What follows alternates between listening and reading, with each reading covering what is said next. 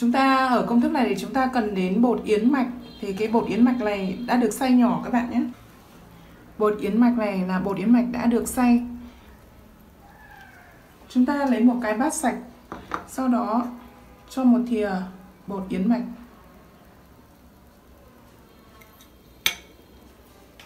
Chúng ta cần đến một thìa sữa chua không đường.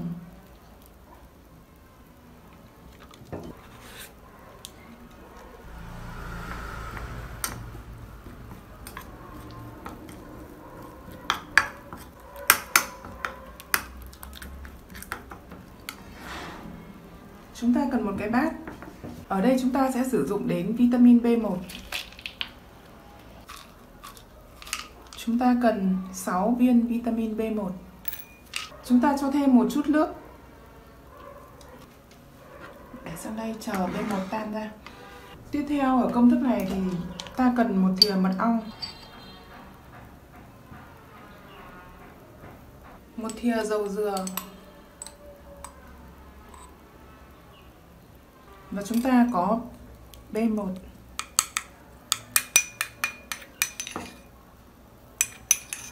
Các bạn cho sang đây. Tiếp đến chúng ta đảo đều hỗn hợp, trộn đều hỗn hợp.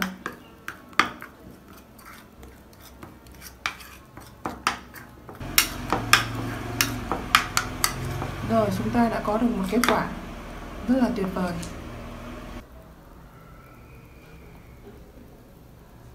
Vậy làm thế nào để sử dụng hỗn hợp này?